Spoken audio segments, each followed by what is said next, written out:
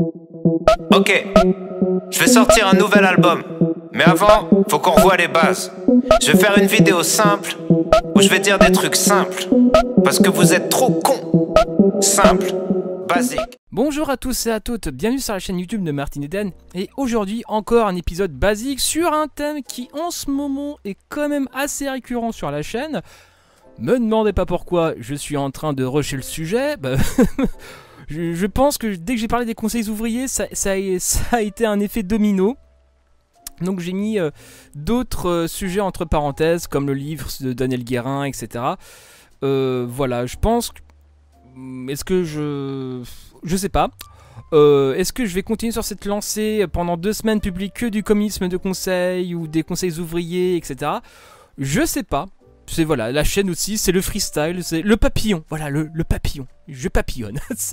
c'est terrible parce que voilà, c'est un petit peu un courant qui me parle dans le cœur, on va dire. Et donc là, je vais parler, enfin, ça sera un épisode simple, basique, ou basique pour le coup, d'Anton Pannekoek. Koek, un nom imprononçable, on va l'appeler Anton, évidemment, parce que c'est le gars qui a écrit, les éditions Spartacus, ou je sais plus quelle édition a traité son livre en 2 tomes, mais enfin c'est qu'un tome à la base, enfin c'est qu'un livre, mais ils l'ont coupé en 2.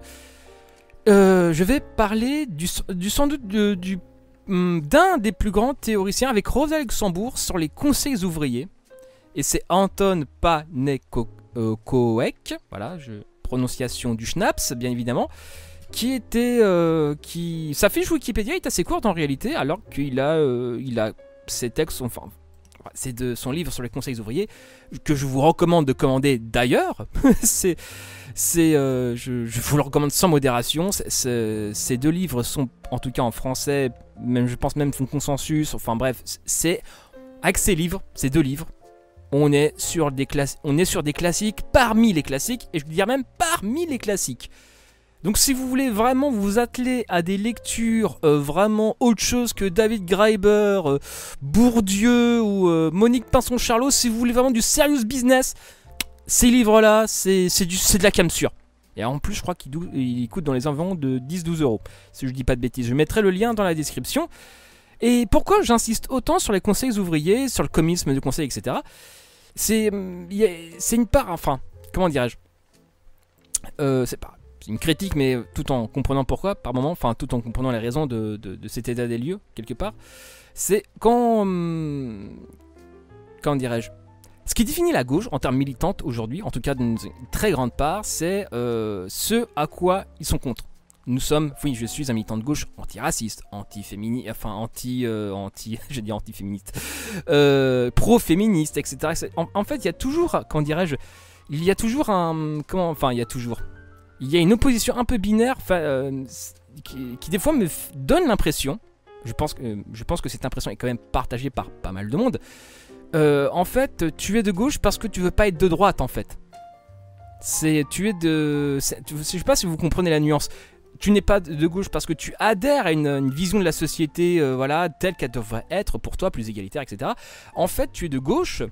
Après, il y a d'autres critiques à faire sur la gauche. Par exemple, tu es de gauche par rapport au bon sentiment. Par rapport, voilà, la gauche des bons sentiments, c'est peut-être la gauche la moins solide qui soit. Bon, pour le coup, c'est une définition assez un truc assez personnel. La gauche des bons sentiments, vous verrez dans aucun des histoires des idées politiques. Mais en tout cas, voilà, tu es de gauche en fait parce que tu ne veux pas être de droite. Et après, inversement, effectivement, il y a des gens de droite ils sont de droite parce qu'ils veulent pas être de gauche. En tout cas, ce qui se représente d'être de gauche. En tout cas, donc à un moment donné, c'est au-delà de ces oppositions qui est une forme de comment dirais-je, enfin c'est une opposition, enfin une espèce d'opposition structurante en fait. Tu t'opposes à quelqu'un et c'est ce qui te structure en fait. Et en soi, je comprends qu'on soit antiraciste, qu'on lutte contre les antisémites, etc. C'est pas ça que je dis, ou contre le patriarcat, etc. C'est pas ça que je dis. Je dis qu'à un moment donné, la gauche a certainement autre chose à offrir. Je pense que c'est pas autre chose. Je pense que c'est beaucoup plus riche qu'une simple opposition aux droitards ou même à l'extrême droite. La gauche entre guillemets, bon, dans le sens générique du terme, hein, les divers courants de la gauche en fait, c'est essaie de mettre en avant le monde que tu voudrais voir ou qui a été pendant un court instant et où tu trouves que c'est pas mal en fait. Si par exemple si t'es un galérien qui bosse ou même t'es un chômeur de longue durée et pour toi le salariat tu sens l'escroquerie même sans avoir lu le livre 1 du Capital de Karl Marx, je pense que ça nous arrive enfin tu sens l'arnaque du salariat, je pense qu'on a un sacré paquet de connards et de connasses à sentir qu'il y a peut-être une entourloupe dans le processus. Donc à un moment donné, arriver vers ce genre-là et de dire à un moment donné oui, ouais, il y a eu des périodes de l'histoire en Europe, voire même ailleurs, où en fait c'était ceux qui produisaient qui dictaient les bails en fait. Hashtag, République de Conseil, etc. Donc à un moment donné, aller vers des gens pas spécialement politisés, qui ont une vague impression qu'il y a un truc qui tourne pas rond d'un point de vue économique, dire ça comme ça. Après il y a des démagogues qui te viennent, en fait c'est pas vraiment économique, c'est la civilisation, c'est il fait mal parce que c'est à cause des bobos gauchistes, des communistes, des anarchistes, des black blocs et de Boubacar qui veut prendre ton boulot et qui veut prendre les aides sociales en même temps, enfin qui veut te grand remplacer. Bon voilà, c'est dire des conneries qui tentent de faire illusion, il y en a quand même un sacré paquet. Non, il y a aussi le développement personnel, la spiritualité, qui est un écran de fumée assez formidable, assez conséquent, et j'en ai assez bouffé d'ailleurs pendant assez longtemps. Donc voilà, ce n'est pas... les gens sont...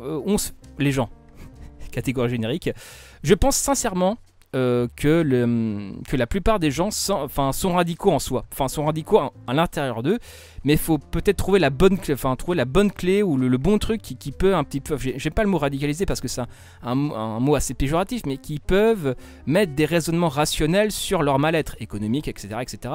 Et c'est là où il y a énormément de démagogues de droite, d'extrême droite qui te proposent des palliatifs qui sont pas très sérieux.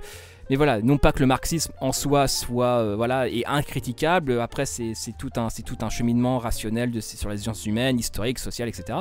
Donc à un moment donné, c'est et arriver avec dire que finalement les grouillots comme toi à une période, en fait, ils avaient voix au chapitre. Je pense que c'est un projet qui est intéressant et bâtir une société. Et pour le coup, c'est plutôt, je pense que c'est plutôt une vision de la société que je pense qui parle à pas mal de monde. Donc à un moment donné, c'est un peu revenir à ces fondamentaux là en fait. Au lieu d'être dans des... Enfin, même s'il y a ce que je veux dire, ont des raisons d'être, bien évidemment, mais sortir un petit peu des petites indignations personnelles, voilà, moi par exemple contre les sectes, contre les complotistes et contre les antisémites, parce qu'à un moment donné, secte, antisémite, à un moment donné, c'est bon, ça va concrètement ensemble.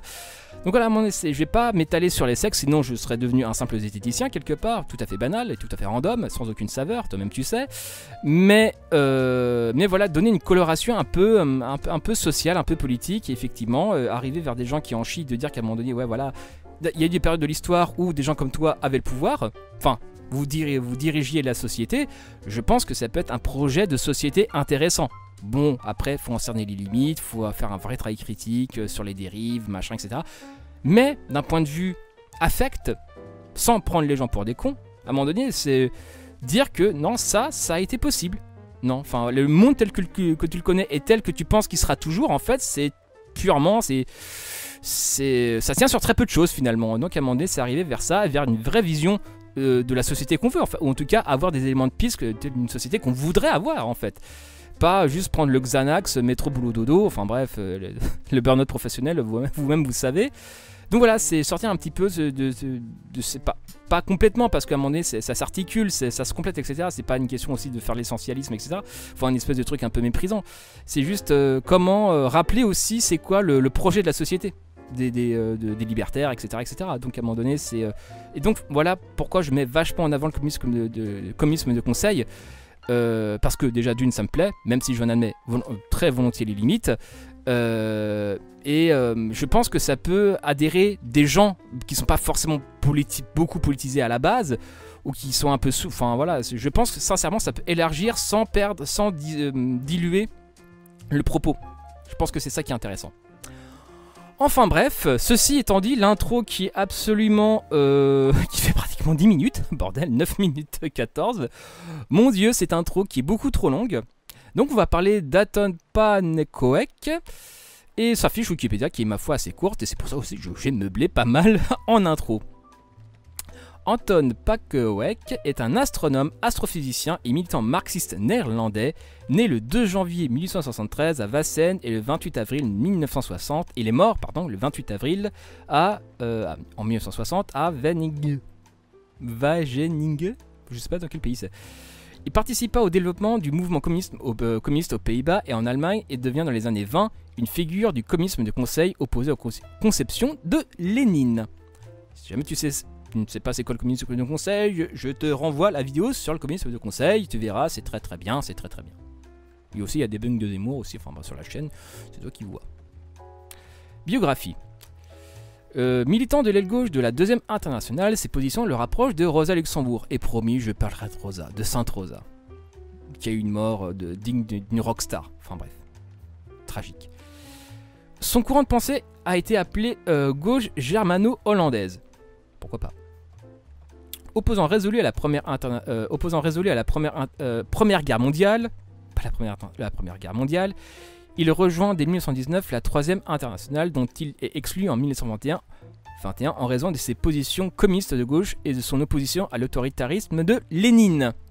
Ah bah tiens, ça revient encore ce truc. Oh bah, c'est curieux.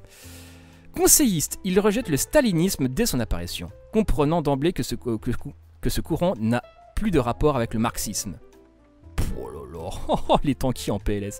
Il considère le régime de l'URSS non comme une forme de socialisme, même déformé, mais comme un capitalisme d'État. Oh là là, oh, fais-moi l'amour, vas-y. Oh là là, tu parles le langage de l'amour. Il estime, comme Karl Marx et Rosa Luxembourg, que le communisme ne peut se résulter que d'un processus révolutionnaire aboutissant à un accroissement considérable de la démocratie et de la collectivisation des moyens de production. Bon, après ça c'est une vision plutôt mécaniste de l'histoire, bon je suis pas forcément très d'accord, mais pourquoi pas, faut se remettre aussi dans l'époque. Il propose notamment d'étendre les libertés, de responsabiliser les individus afin de prévenir les dérives autoritaires d'une minorité, que serait l'avant-garde prônée par Lénine. Cet homme était lucide, Billy.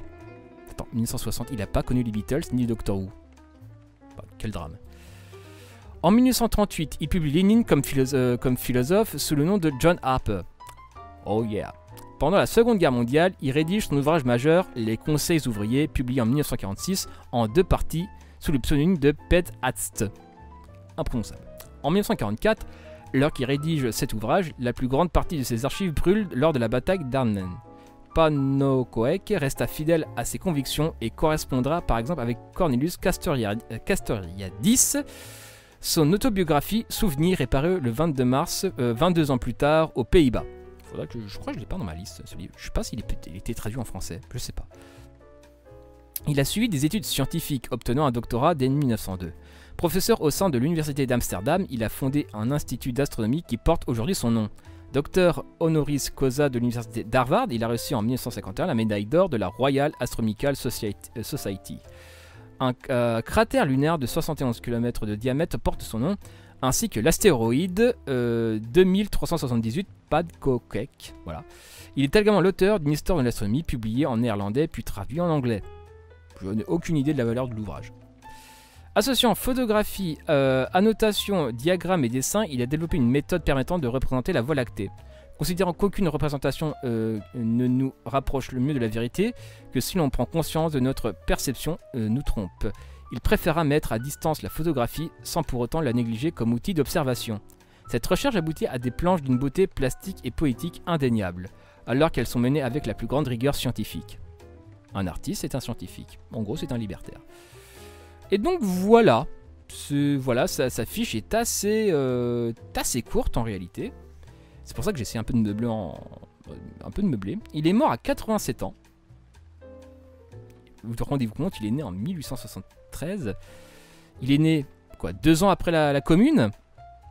Et il est mort 2 ans avant le premier album des Beatles. Il a connu la Première Guerre mondiale, Seconde Guerre mondiale.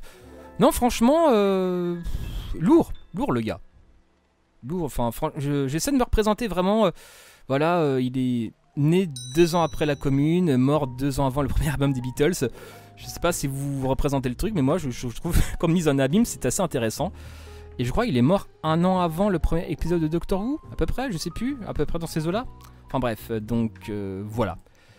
Donc n'hésitez pas à commander son bouquin Les Conseils ouvriers que je mettrai dans la description bien évidemment. Et d'ailleurs je fais cette vidéo pour ça, parce qu'à un moment donné vous n'avez pas besoin de moi pour les livres, vous pouvez les commander. Billy s'il vous plaît, respectez-vous. C'est pour ça aussi que je fais cette chaîne. Donc voilà, enfin bref, c'était un format basique, c'était Martin Eden en direct du Goulag. Bisous à vous.